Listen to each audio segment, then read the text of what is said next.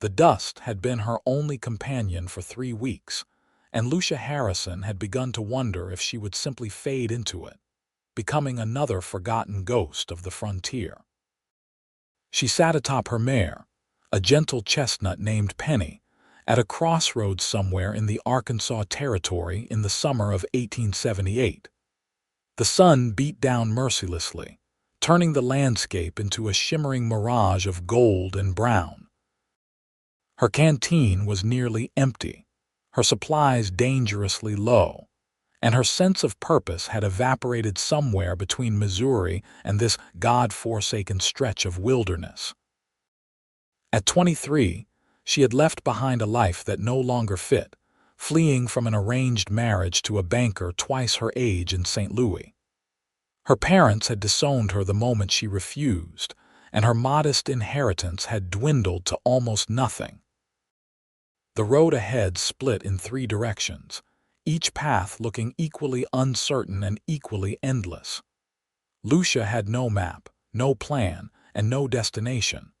She had been riding based on instinct alone, following the sun westward because it seemed as good a direction as any. But now, staring at these diverging paths, she felt the full weight of her isolation settle over her shoulders like a heavy cloak. A sound broke through her reverie, the distinct rhythm of hoofbeats approaching from the north. Lucia tensed, her hand instinctively moving to the small pistol tucked into her saddlebag. A lone woman on the frontier was vulnerable in ways she had only begun to understand since leaving civilization behind. She had been fortunate so far, encountering only a few travelers who had pointed her toward water sources and warned her away from territory disputes. The rider emerged from a grove of oak trees, and Lucia found herself looking at a man who seemed to have stepped straight out of the legends she had heard whispered in parlors back east. He sat tall in his saddle, his broad shoulders outlined against the bright sky. He wore a dusty brown hat pulled low over his eyes, a faded blue shirt, and worn leather chaps that had seen countless miles. A rifle rested in a holster attached to his saddle, but his hands were relaxed on the reins, suggesting he meant no threat. As he drew closer, Lucia could make out more details. He appeared to be in his mid-20s, with sun-bronzed skin and a strong jawline darkened by several days of stubble. His eyes, she noticed as he approached, were a startling shade of blue, like the sky just after dawn. There was something weathered about him, a quality that spoke of hard living and harder lessons, but also a gentleness in the way he slowed his horse and tipped his hat to her. "Afternoon, miss," he said, his voice a warm baritone that seemed to ease some of the tension in her shoulders. "Name is Flynn O'Brien. Could not help but notice you have been sitting at this crossroads for near about 20 minutes. I was checking my traps in those woods yonder and I saw you ride up. Everything all right?" Lucia hesitated, weighing her options. She could lie, pretend she knew exactly where she was going and that she was perfectly fine. Pride urged her toward that choice, but something in his eyes, a genuine concern without any hint of predatory interest, made her answer honestly. "I am not entirely sure which direction to take," she admitted, straightening her spine to maintain some dignity despite the confession. "I am Lucia Harrison, and I find myself somewhat without a destination at present." Flynn's expression did not change to one of judgment or amusement as she had feared. Instead, he nodded slowly, as if this made perfect sense to him. He glanced at each of the 3 roads, then back at her, studying her face with an intensity that made her feel seen in a way she had not experienced in months. "Traveling alone with no destination," he repeated, not as a question but as a statement of fact.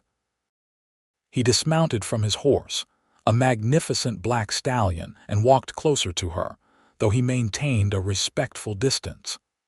"That is a dangerous proposition out here, Miss Harrison. The territory between here and the Indian nations is not always kind to those who wander without purpose. I suppose I have been fortunate thus far, Lucia said, though the tremor in her voice betrayed her growing awareness of just how precarious her situation had become. Flynn looked up at her, and something shifted in his expression. It was as if he could see past her carefully maintained composure to the desperation and fear beneath. When he spoke again, his voice held a certainty that cut through all her doubt. "Travel with me. I know where we belong." The words hung in the air between them, carrying a weight that seemed disproportionate to their simplicity. Lucia felt her heart quicken, though whether from fear or something else entirely, she could not say. She should refuse, of course. She knew nothing about this man except his name. He could be leading her into danger, or worse. But as she looked into his eyes, she saw something that called to the lost part of her soul, a recognition that perhaps he understood what it meant to be adrift in this vast wilderness. "You do not know me," she said finally, the words a test as much as a statement. "No, madam, I do not," Flynn agreed. "But I know that look in your eyes. I have seen it in my own reflection often enough.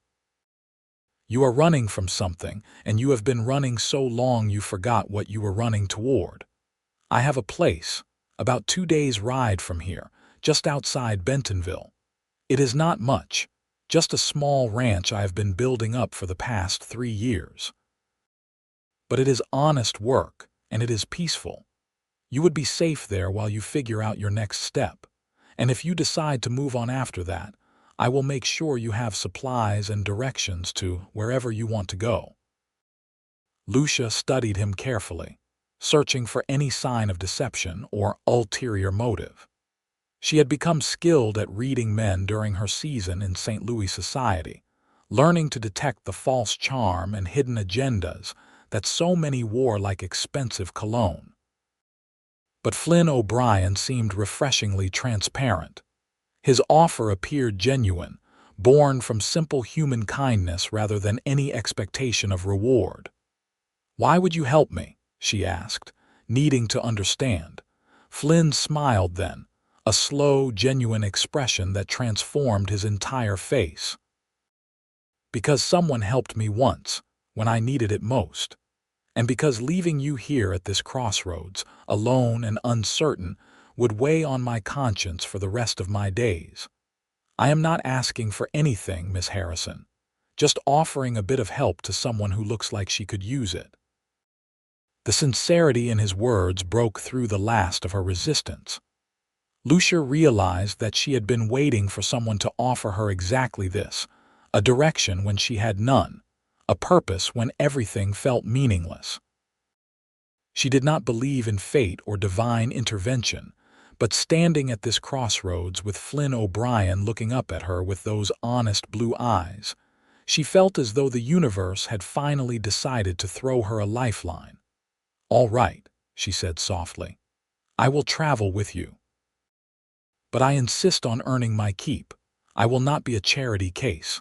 Flynn's smile widened. "I would not dream of suggesting otherwise, Miss Harrison. I could use help with the horses and the garden if you are willing. Fair trade for room and board." He remounted his stallion with easy grace, and together they took the middle path, the one that led toward Bentonville. As they rode, Flynn began to talk, filling the silence with stories about the land they were crossing. He pointed out landmarks, explained which plants were safe to eat and which to avoid, and shared details about the area with the ease of someone who had made this wilderness his home. Lucia learned that Flynn had come to Arkansas from Texas 5 years ago, after his parents had died in a cholera outbreak. He had worked as a ranch hand, a cattle driver, and briefly as a deputy in Fort Smith, before deciding to stake his own claim and build something lasting. His ranch, which he called the 7 Oaks after the ring of oak trees that surrounded the main house, was modest but growing. He raised horses primarily, breeding and training them for sale to settlers and the military.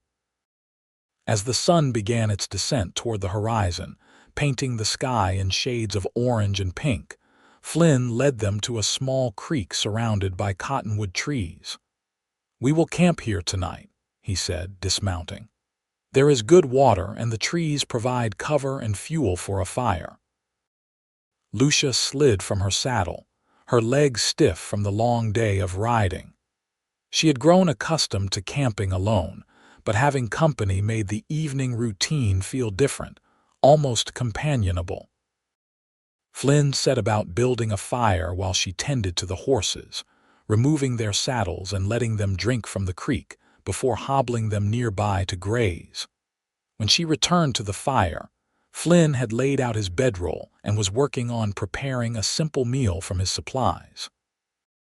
He looked up as she approached. "I have coffee, beans, and some jerky. Not exactly fine dining, but it fills the belly." "It sounds perfect," Lucia said honestly. She retrieved her own supplies and added them to the pot, a few carrots and an onion she had purchased from a farmer several days back.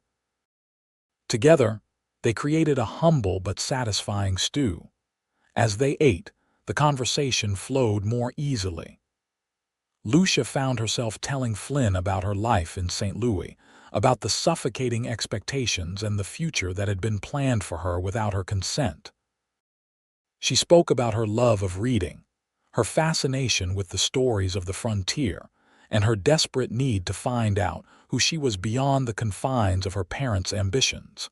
Flynn listened without interruption, his eyes reflecting the firelight as he gave her his complete attention. When she finished, he was quiet for a moment before speaking. That took courage, leaving everything behind like that.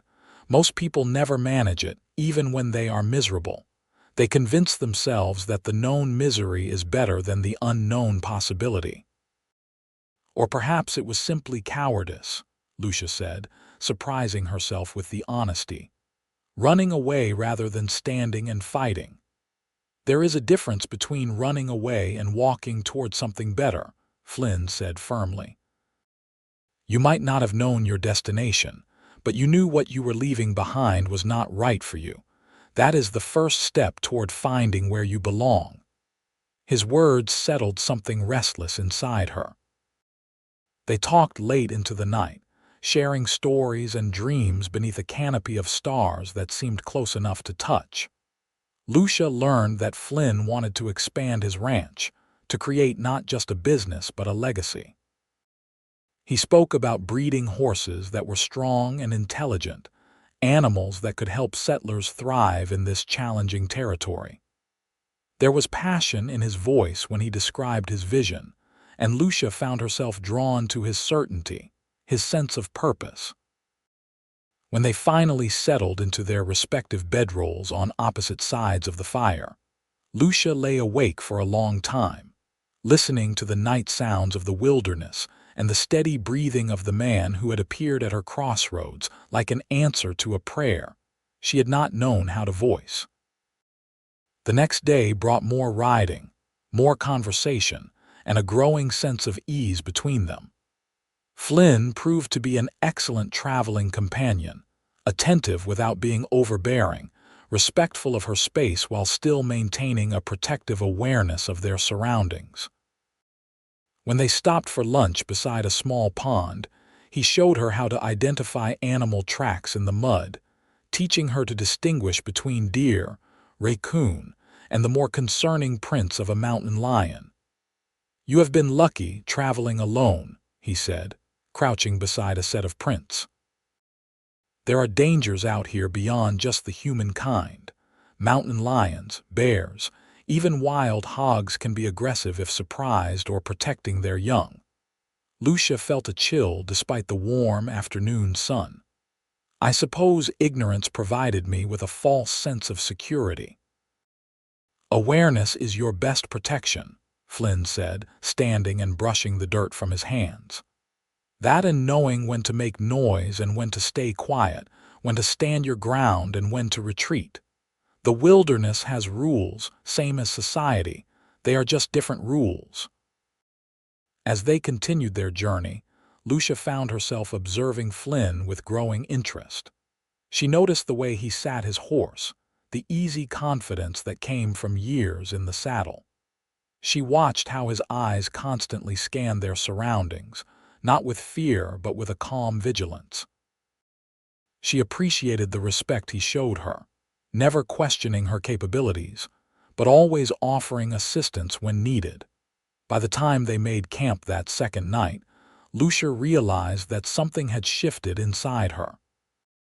The loneliness that had been her constant companion since leaving St. Louis had begun to fade, replaced by a warmth that had everything to do with the man sitting across the fire from her. Flynn seemed to feel it too, though he said nothing direct. His glances lingered a moment longer, and his smile came more easily. When their hands accidentally touched as they both reached for the coffee pot, the contact sent a jolt through Lucia that had nothing to do with surprise and everything to do with awareness. "We should reach the ranch by tomorrow afternoon," Flynn said, his voice slightly rougher than usual. "I should warn you, it is not fancy. The house is small, just 2 rooms really. I have been meaning to expand it, but there never seems to be enough time. The barn is in better shape than the house, if I am being honest." "I did not leave St. Louis in search of fancy," Lucia assured him. "I left in search of real, and something tells me your ranch is about as real as it gets." Flynn met her eyes across the flames, and the intensity of his gaze made her breath catch.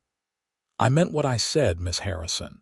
You are free to stay as long as you need and free to leave whenever you want, but I will confess that I hope you choose to stay for a while. It has been a long time since I had someone to talk to, someone who understands that there is more to life than just surviving day to day."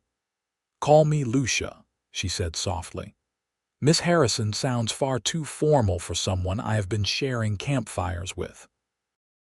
"Lucia," Flynn repeated, and the way he said her name, with careful attention to each syllable, made it sound like something precious. "That is a beautiful name. And you may call me Flynn, not Mr. O'Brien. We are beyond formalities at this point." They smiled at each other across the fire, and Lucia felt the world narrow down to just the two of them. 2 souls who had found each other at a crossroads in the wilderness. She knew, with a certainty that surprised her, that coming with Flynn had been the right choice. Not just because he had offered safety and direction, but because something in him called to something in her, a recognition that went beyond logic or reason. That night, she dreamed of oak trees and open skies, of horses running free across endless prairies, and of blue eyes that saw past all her carefully constructed defenses to the woman she was becoming. They rose with the sun the next morning, both eager to complete the final leg of their journey. The landscape gradually changed as they traveled, becoming more wooded and rolling. They passed a few scattered homesteads, and Flynn greeted the occupants with easy familiarity, introducing Lucia as a friend who would be staying at the 7 Oaks for a spell. The settlers were friendly, if curious, and Lucia felt the first stirrings of what might eventually become community. Around mid-afternoon, Flynn guided them up a gentle rise, and as they crested the hill, he stopped his horse and gestured forward. "There it is, home." Lucia pulled up beside him and looked down at the valley below. The ranch spread out before them, modest but beautiful in its simplicity. A small wooden house with a covered porch sat at the center, surrounded by 7 massive oak trees just as Flynn had described. Beyond the house stood a barn that was indeed larger and sturdier than the residence, along with several corrals and outbuildings. Horses grazed in a nearby pasture, their coats gleaming in the afternoon sun. A vegetable garden, somewhat overgrown but clearly once well tended, occupied a fenced area near the house. "It is perfect," Lucia breathed, and she meant it. There was something peaceful about the scene, something that spoke of honest work and quiet contentment. Flynn glanced at her, pleasure evident in his expression. "You really think so? It is not much compared to what you are probably used to." "It is exactly what I need," Lucia said firmly. "Thank you for bringing me here, Flynn." They rode down into the valley, and as they approached the house, several dogs emerged from the barn, barking excitedly at Flynn's return. He dismounted and greeted them with obvious affection, and the dogs, after giving Lucia a thorough sniffing, accepted her presence with wagging tails. Flynn helped Lucia down from her horse, his hands lingering on her waist for just a moment longer than necessary. Their eyes met, and Lucia saw her own awareness reflected back at her. This man, this near stranger who had offered her direction when she had none, had somehow become important to her in just 2 short days. "Let me show you around," Flynn said, stepping back and clearing his throat. "We can get you settled in the house, and then I need to check on the horses. One of the mares is close to foaling." The house was indeed small, but it was clean and well maintained. The main room served as kitchen, dining area, and sitting room all in one, with a stone fireplace dominating one wall. The second room was Flynn's bedroom, and he immediately began moving his things out. "You will take the bedroom," he said when Lucia started to protest. "I can sleep on the porch or in the barn. It is warm enough this time of year, and I have done it before." "Flynn, I cannot turn you out of your own bed," Lucia argued. "You are not turning me out, I am offering. Please, Lucia, let me do this." The earnestness in his voice made her relent, though she felt guilty about displacing him. As he carried his bedroll and personal items out to the porch, Lucia explored her temporary quarters. The room was simple, containing a bed with a real mattress, a chest of drawers, and a small table with a basin for washing.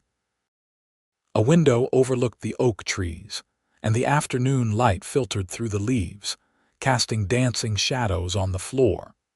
She unpacked her meager belongings, hanging her 2 spare dresses on pegs on the wall and arranging her few personal items on the chest of drawers. It felt strange to be in a real room again, with solid walls and a door that closed. She had grown accustomed to sleeping under the stars, always alert for danger. Here, she might actually be able to rest. When she emerged, Flynn was waiting on the porch. "Come on," he said with a smile. "Let me introduce you to the real residents of this ranch."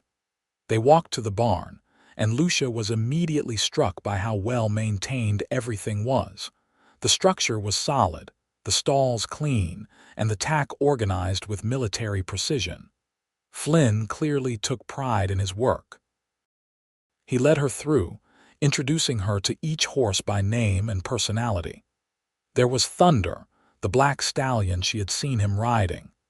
There was Daisy, an older mare with gentle eyes who nuzzled Lucia's hand looking for treats. There was Copper, a spirited gelding that Flynn was training for ranch work. And in the far stall, carefully separated from the others, was Willow, a beautiful gray mare whose swollen sides indicated the imminent arrival of her foal. "She is due any day now," Flynn said, running a gentle hand over Willow's neck. "This will be her first, so I am watching her closely." The sire was a military horse, excellent bloodlines. If the foal is half as good as either parent, it will fetch a fine price. Lucia watched the tender way Flynn handled the mare, speaking to her in soothing tones, checking her over with experienced hands. She realized that this man, who had seemed so confident and strong on the trail, had a deep capacity for gentleness. It was an appealing combination. "Can I help?" Lucia asked. "With the horses, I mean. I know I said I would work for my keep, and I do have some experience. My grandfather kept horses, and I spent summers on his farm as a child." Flynn's face lit up. "I would appreciate that more than you know. It is a lot of work for one person, especially when you are trying to expand the herd. Having someone who actually knows horses, well, that would be a blessing. They spent the rest of the afternoon working together, falling into an easy rhythm. Flynn showed Lucia his systems for feeding and watering, explained his training methods, and discussed his plans for breeding. Lucia found herself fascinated, not just by the information but by the passion with which Flynn spoke. This was not just a business to him. It was a calling. As the sun began to set, they returned to the house to prepare dinner. Flynn proved to be a competent cook, having learned to fend for himself over the years. Together, they made a meal of fried potatoes, beans, and the last of the jerky, supplemented by greens from the garden that Lucia insisted on rescuing from the weeds. They ate on the porch, watching the sky turn from gold to pink to deep purple. The dogs lay at their feet, and the sounds of evening in the wilderness surrounded them, crickets chirping, an owl hooting from one of the oak trees, the distant call of a coyote. "I could get used to this," Lucia said softly, not quite meaning to speak the thought aloud. Flynn turned to look at her, his expression serious. "I hope you do. Get used to it, I mean. I know you are still figuring things out, still deciding what you want from life. But I want you to know that you have a place here for as long as you want it." "You barely know me," Lucia said, though there was no heat in the words. "What if I am terrible company? What if I cannot actually help with the horses and I am just a burden?" "You are not a burden," Flynn said firmly. "And I may not know all the details of your life, but I know what matters. I know you are brave, willing to take risks for a chance at something better. I know you are honest because you could have lied about not having a destination, could have pretended to know where you were going. I know you are kind because you offered to share your supplies without hesitation. And I know you are strong because you have survived 3 weeks alone in territory that breaks most people. That is enough for me." Lucia felt tears prick her eyes at his words. When had anyone last seen her so clearly, appreciated her for who she was rather than what they wanted her to be? "Thank you," she whispered, "for seeing me." Flynn reached over and gently took her hand, his calloused fingers warm and solid against hers. "Thank you for trusting me enough to come here." They sat like that as darkness fell, hands linked, neither wanting to break the moment. Finally, Flynn stood reluctantly. "I should check on Willow one more time before turning in. Make yourself at home, Lucia. What is mine is yours." After he left, Lucia sat alone on the porch for a while longer, marveling at how much her life had changed in just 3 days. She had gone from lost and desperate to found and hopeful. And at the center of that transformation was Flynn O'Brien, a cowboy who had appeared at a crossroads and offered her not just direction, but belonging. The days that followed fell into a comfortable pattern. Lucia woke each morning to the sound of Flynn moving about, starting the fire and putting coffee on to boil. She would emerge from her room to find him on the porch, and they would share breakfast while discussing the day's tasks. Then they would work together, tending the horses, repairing fences, working in the garden, and handling the 100 small tasks that kept a ranch running. Lucia discovered that she loved the work. It was physical and demanding, leaving her exhausted at the end of each day, but it was also satisfying in a way that her life in St. Louis had never been. She could see the results of her efforts: a well-groomed horse, a repaired fence post, a garden slowly being restored to productivity. And she loved working alongside Flynn, learning from him, sharing the load. They talked constantly as they worked, sharing stories and dreams, debating everything from politics to philosophy. Lucia discovered that Flynn was well-read despite his lack of formal education, having taught himself from books he borrowed or traded for in town. He had opinions on everything and was not afraid to be challenged on them, which Lucia found refreshing after years of men who expected their views to be accepted without question. More than that, She found herself noticing small things about him. The way his hair curled slightly at the nape of his neck when he was overdue for a haircut. The laugh lines around his eyes that deepened when he was genuinely amused. The small scar on his chin that he claimed came from falling out of a tree as a boy. The way he hummed while he worked, old songs she did not recognize but found herself learning. She caught him watching her too, his gaze following her movements as she worked with the horses.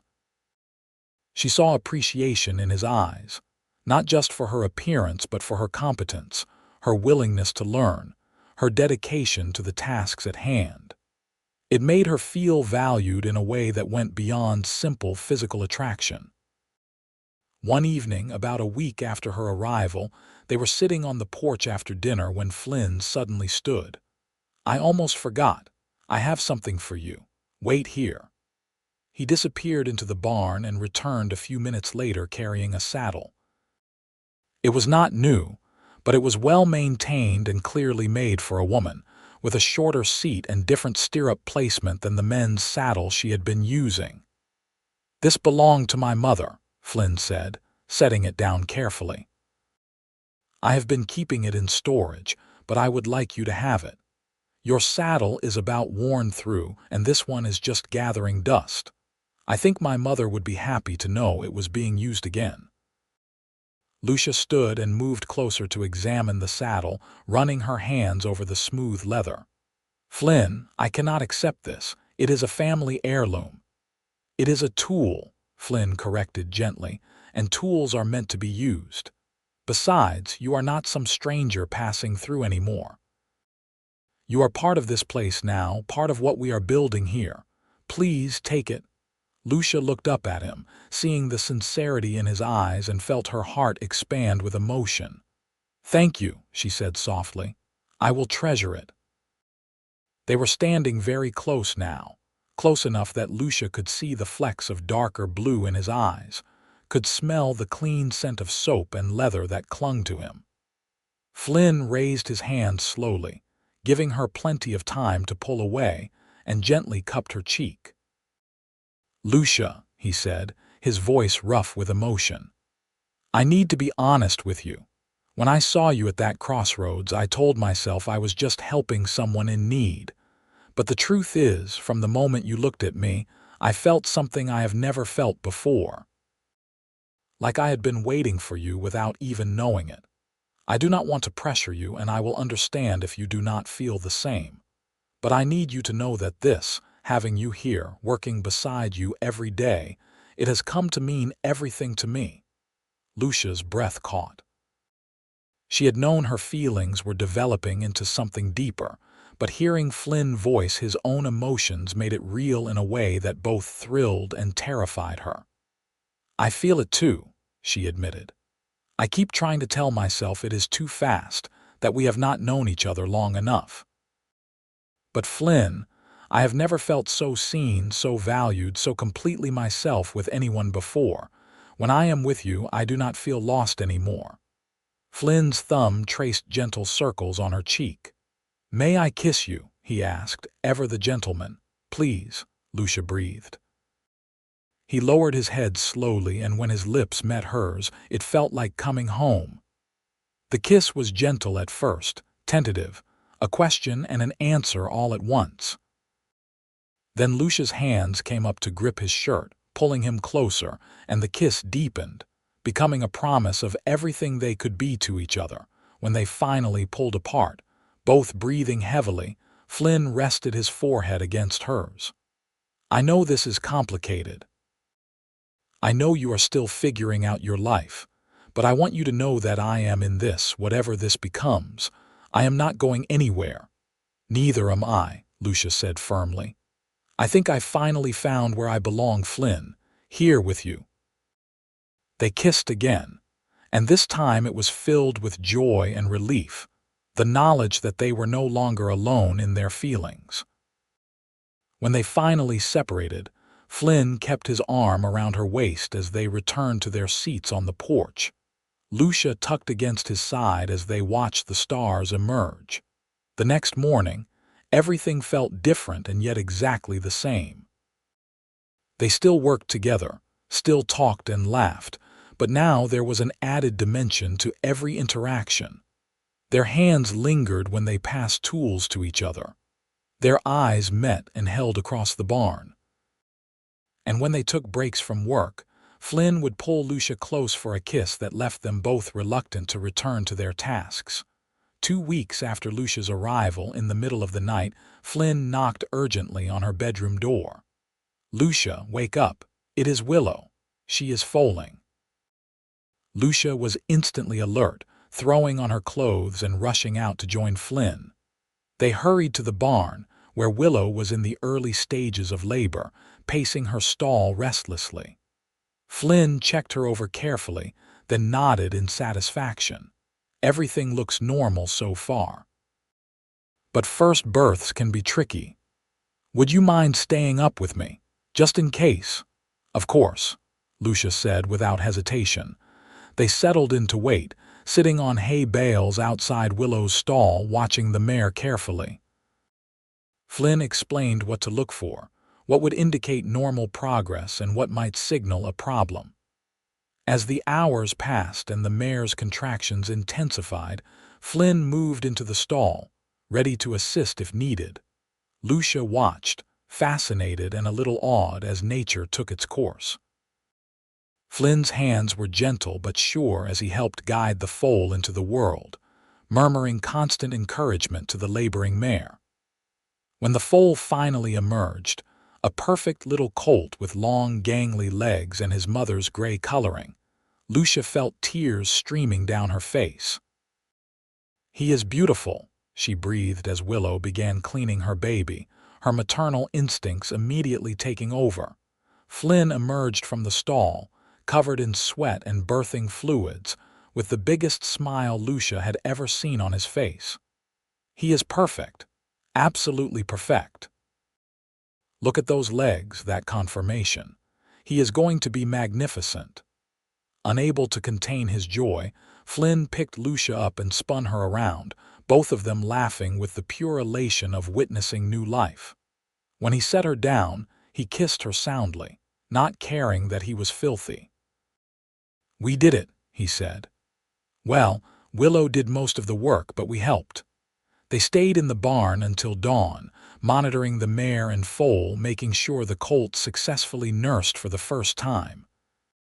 As the sun rose, painting the barn interior in shades of gold, Flynn wrapped his arm around Lucia's shoulders and pulled her close.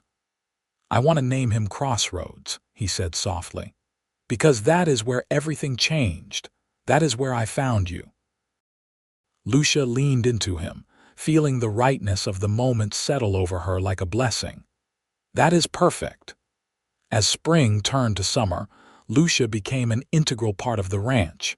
She took over much of the horse training, discovering that she had a natural talent for it. The horses responded to her patient, consistent methods, and Flynn often stopped his own work just to watch her in the training ring, admiration clear on his face. They rode into Bentonville together once a week for supplies, and Lucia was gradually introduced to the small community. She met the shopkeepers, the blacksmith, the doctor, and the handful of other ranching families in the area. They were curious about Flynn's new partner, as everyone had taken to calling her, but they were friendly and welcoming. Lucia found herself forming connections, making friends, building the kind of community she had never had in St. Louis, despite being surrounded by people. The local women were particularly welcoming, inviting her to a quilting circle and sharing recipes and advice for frontier living. Lucia discovered that she enjoyed their company, appreciated their straightforward honesty and practical wisdom. They asked frank questions about her relationship with Flynn, and she answered with equal frankness, explaining how they had met and how their partnership had evolved into something deeper. "That man has been alone too long," said Martha Peterson, the wife of a neighboring rancher. "It is good to see him happy. And you are good for him, anyone can see that. Just do not wait too long to make it official. People talk, you know. Lucia knew Martha was right. She and Flynn had fallen into a pattern of domestic partnership that looked like marriage in every way except the legal one. They worked together, ate together, spent their evenings together. They were affectionate in public, and while Flynn still insisted on sleeping on the porch, it was becoming an increasingly thin fiction. The question of marriage hung unspoken between them, waiting for the right moment to be addressed. That moment came in late July, on a Sunday afternoon when they had taken a break from work to go swimming in the creek that ran through Flynn's property. The water was cool and refreshing after the heat of the day, and they splashed and played like children, all the cares of ranch life temporarily forgotten.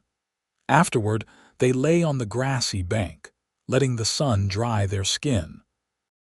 Lucia was wearing a simple shift and Flynn had on just his trousers, his shirt discarded on the rocks.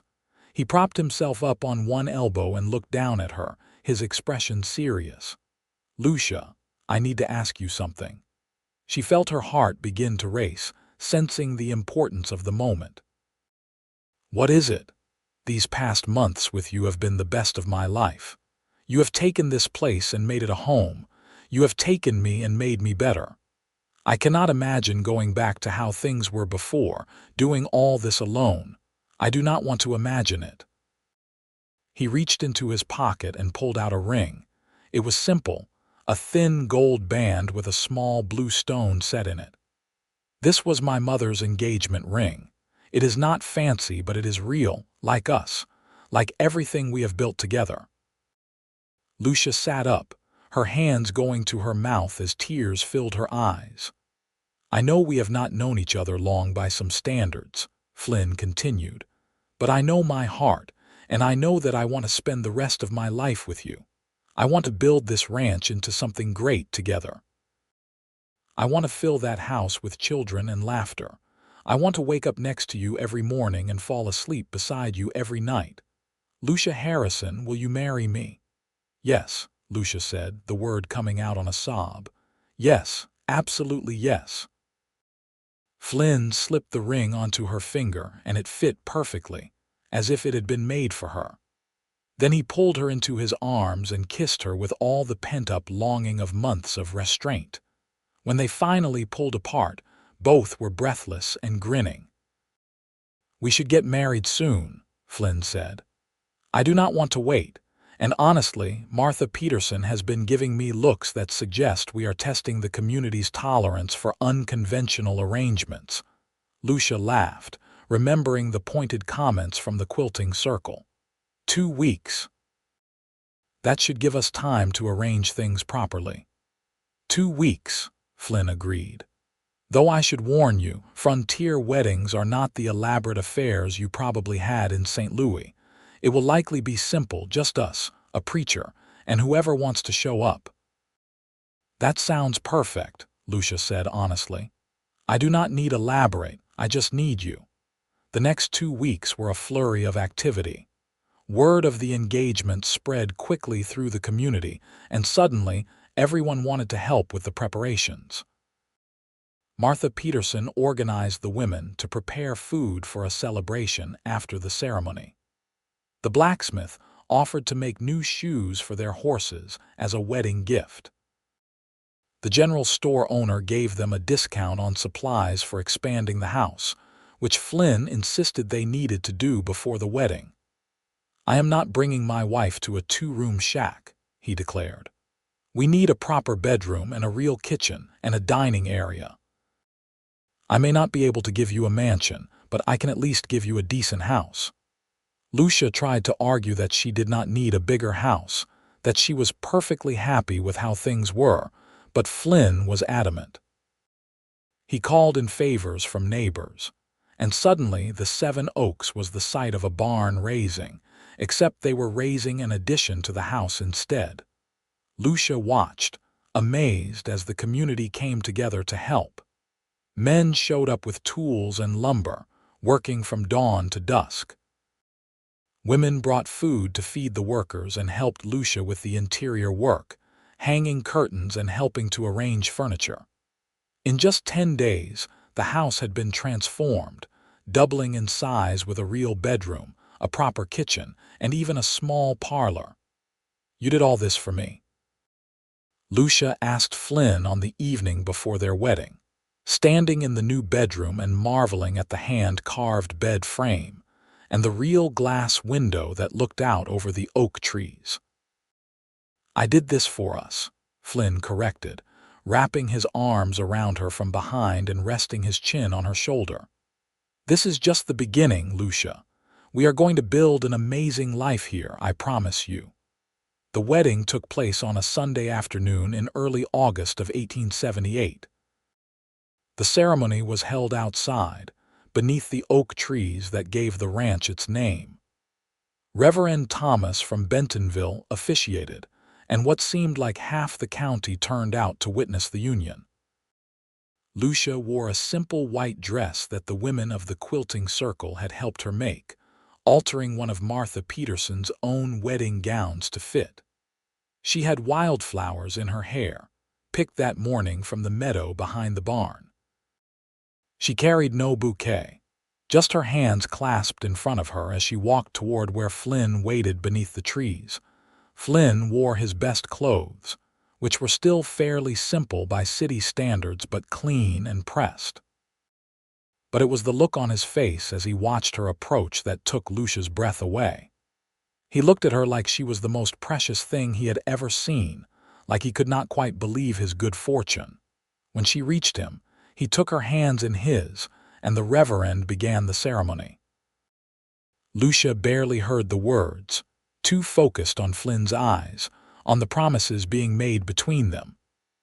When it came time for the vows, Flynn spoke as clearly and firmly, pledging to love and honor her for all his days. When it was Lucia's turn, her voice was steady despite the tears streaming down her face. "I promise to stand beside you, to build this life with you, to love you through whatever challenges come our way. You found me when I was lost, Flynn, and you showed me where I belonged. And I belong here with you for the rest of my life." When the reverend pronounced them husband and wife, Flynn did not wait for permission to kiss his bride. He pulled Lucia into his arms and kissed her thoroughly, to the cheers and applause of their neighbors. When they finally broke apart, both were grinning like fools. The celebration that followed was joyful and lively. Tables laden with food were set up under the trees, and someone produced a fiddle. Dancing and laughter filled the evening air as the community celebrated not just a wedding but the joining of two people who so clearly belonged together. As the sun began to set, and the party showed no signs of slowing, Flynn leaned close to Lucia and whispered in her ear, "What do you say we slip away? I am eager to start our married life properly."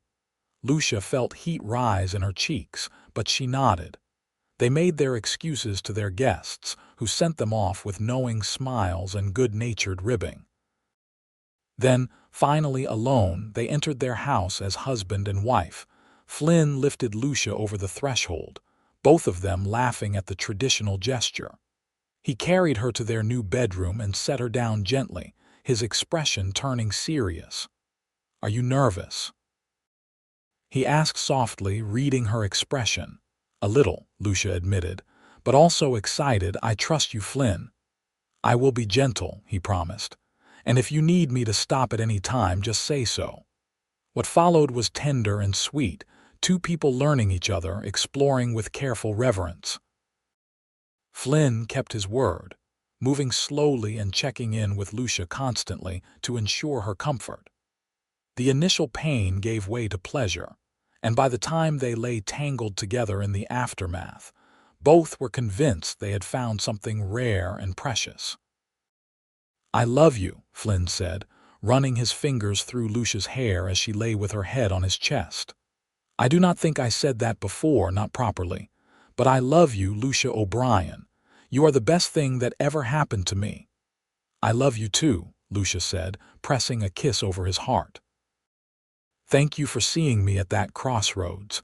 Thank you for knowing where we belonged when I had lost all sense of direction." "We found each other," Flynn said. "Everything else was just details." They fell asleep wrapped in each other's arms, and for the first time since leaving St. Louis, Lucia felt completely at peace. She was exactly where she was meant to be. The months that followed their wedding were filled with hard work and deep contentment. Lucia threw herself into building the ranch alongside Flynn, discovering talents and strengths she had not known she possessed. She became known throughout the county as an excellent horse trainer, and people began bringing their animals to the Seven Oaks specifically to work with her.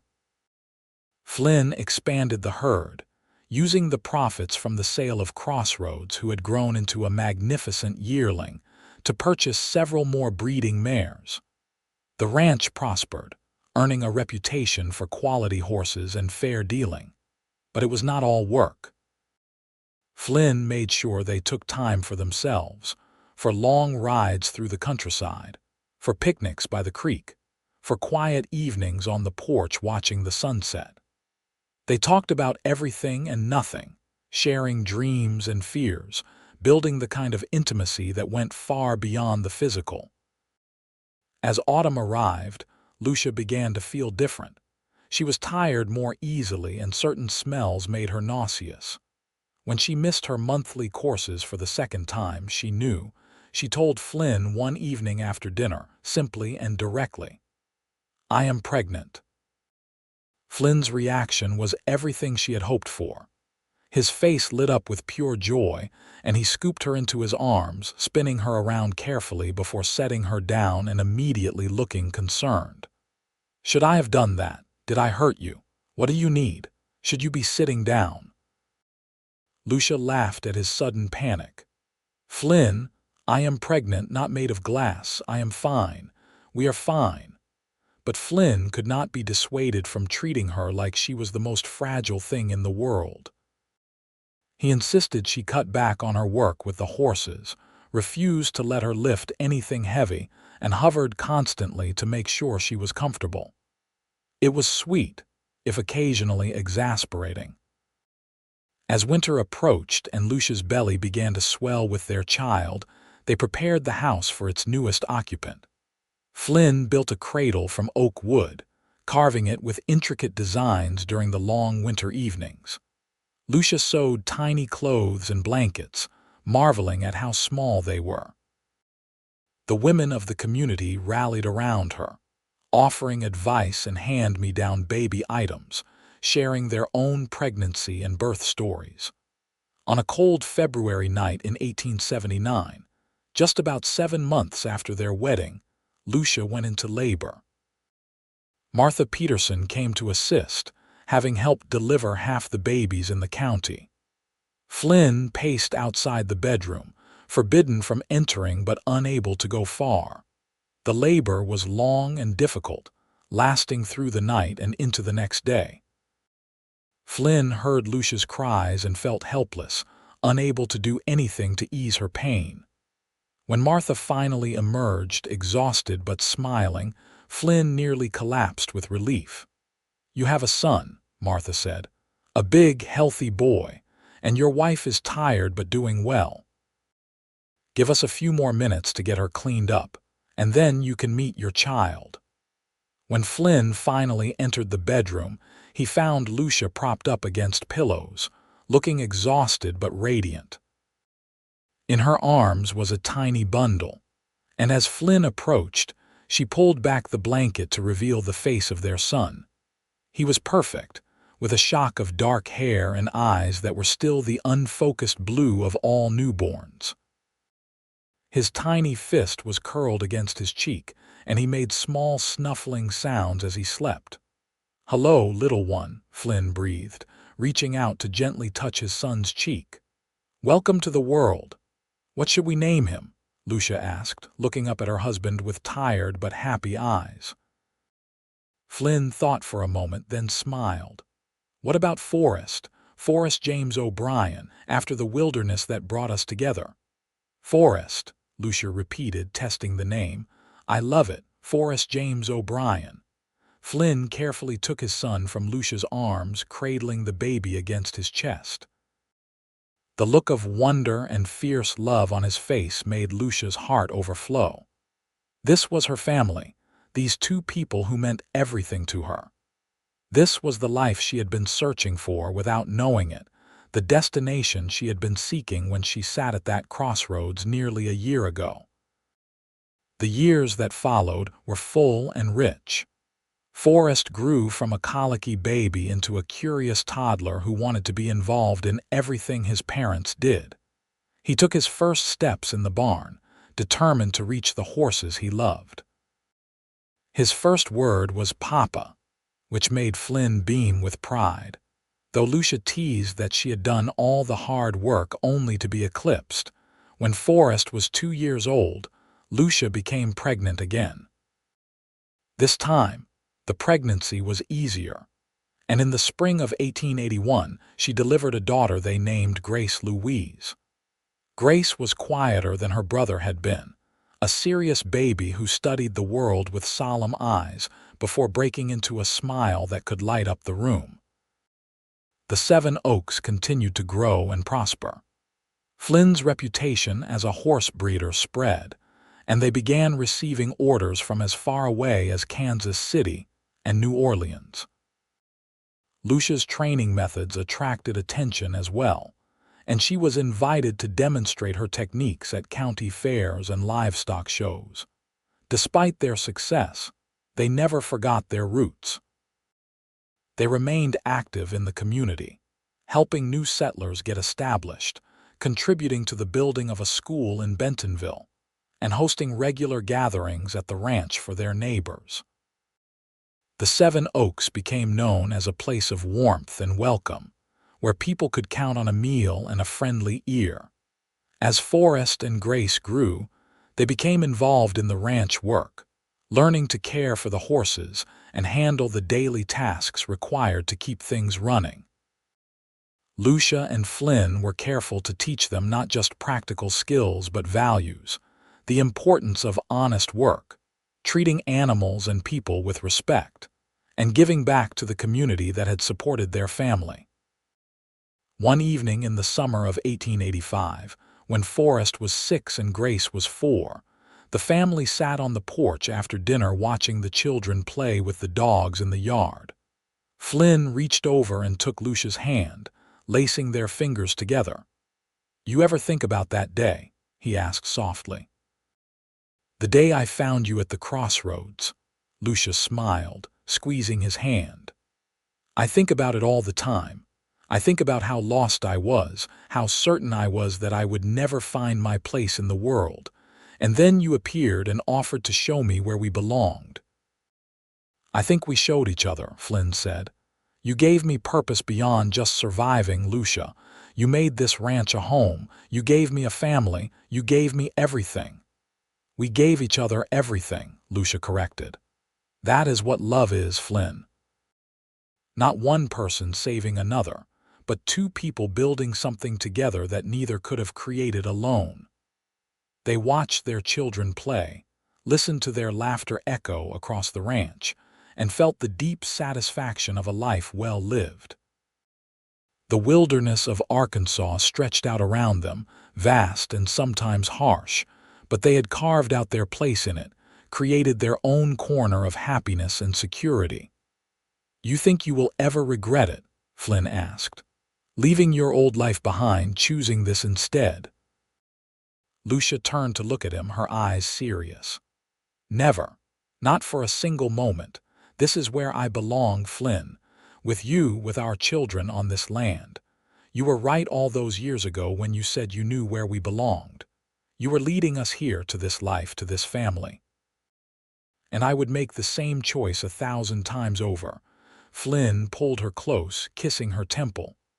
"I am the luckiest man alive." "And I am the luckiest woman," Lucia said. "Though I prefer to think it was not luck, I think it was destiny. We were always meant to find each other, meant to build this life together." As the sun set and the children were called in for bed, Flynn and Lucia remained on the porch for a while longer, wrapped in each other's arms, watching the stars emerge. They had traveled a long road to get here, both literally and figuratively. But every step had been worth it. Every hardship and challenge overcome had led them to this moment, this life, this love. The years continued to pass, bringing both joys and sorrows as all lives do. There were harsh winters and drought summers, illnesses and accidents, losses and disappointments. But through it all, Flynn and Lucia faced everything together, their love providing a foundation that could weather any storm. When Forrest turned 18 in 1895, he announced his intention to go to college back east, to study veterinary medicine so he could return and help expand the ranch's breeding program with modern scientific knowledge. It was hard to let him go, but both Flynn and Lucia were proud of his ambition and determination. Grace, meanwhile, showed a talent for business, taking over much of the ranch's bookkeeping and marketing as she grew older. She had inherited her mother's way with horses and her father's strategic mind, a combination that served the ranch well.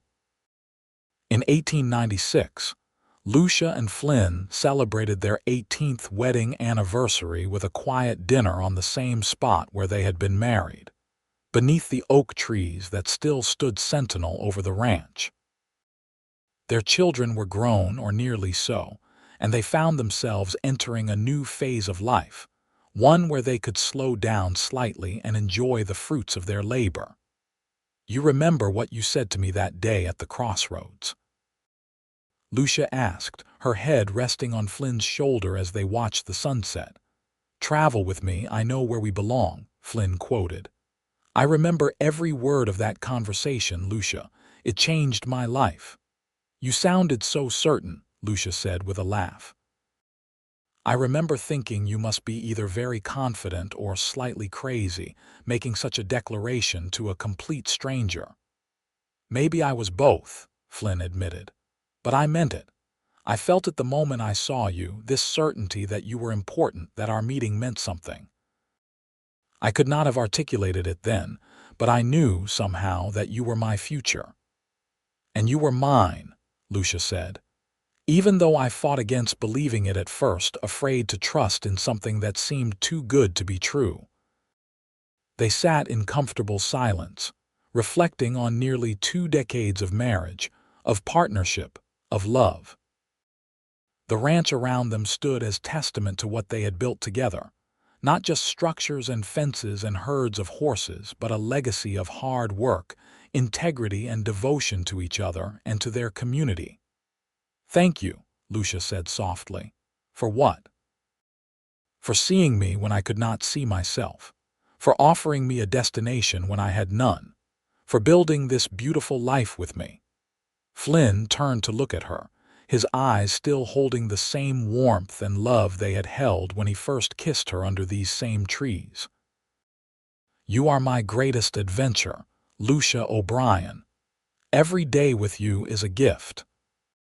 As they kissed beneath the oak trees, surrounded by the land they had tamed together, the children they had raised, and the love they had nurtured through years of toil and triumph, both knew that they had found what so many people search for their entire lives and never discover. They had found where they belonged, not just a place but a person, not just a destination but a home. And that home was not defined by walls or fences or property lines, but by the love they shared, a love that had started at a crossroads in the wilderness and had grown into something enduring and beautiful. The Seven Oaks Ranch continued to thrive under their stewardship, becoming one of the most respected horse breeding operations in Arkansas. But more than that, it became a symbol of what was possible when two people found each other and chose to build something together, when they faced the challenges of frontier life not as individuals but as partners, when they remembered that the greatest destination was not a place but a shared journey. Years later, when Forrest returned from college with his new veterinary degree and announced his engagement to a lovely young woman he had met in Philadelphia. And when Grace married the son of a neighboring rancher, combining two of the most successful operations in the county, Flynn and Lucia watched their children begin their own journeys and felt the satisfaction of parents who had done their job well. They had passed on not just a ranch but values, work ethic, and the understanding that true wealth was measured in family, community, and the love that bound them all together. As they grew older, their love only deepened. They had weathered every storm together, celebrated every victory, and found that the longer they lived, the more they appreciated what they had found in each other. The passion of their early relationship mellowed into a profound companionship, though the spark never entirely faded. Flynn could still make Lucia blush with a certain look, and she could still surprise him with spontaneous kisses that reminded him of that first kiss by the creek. In 1903, they celebrated their 25th wedding anniversary with a large party at the ranch. The entire community turned out, along with their children and new grandchildren. Forrest and his wife had 2 children by then, and Grace was expecting her first. The Seven Oaks had never been so full of life and laughter. As Flynn gave a toast to his wife of 25 years, he looked around at the assembled crowd, at the ranch that had grown beyond his wildest dreams, and at Lucia, still beautiful to him, still the woman who had captured his heart at a dusty crossroads so long ago. "To my wife," he said, raising his glass, "who took a chance on a cowboy who made bold promises about knowing where they belonged. I hope I have lived up to those promises. I hope I have given you the life you deserved, the love you needed, and the home you were searching for." Lucia stood and raised her own glass. "You have given me everything, Flynn O'Brien, but more than that, we gave it to each other. To 25 more years, my love." The crowd cheered, and Flynn pulled Lucia into his arms for a kiss that was witnessed and applauded by everyone they loved. As the party continued into the evening, with music and dancing and stories shared by firelight, Flynn and Lucia slipped away to their favorite spot, the porch of the house they had built together. From there, they could hear the sounds of celebration, but also enjoy a moment of quiet together.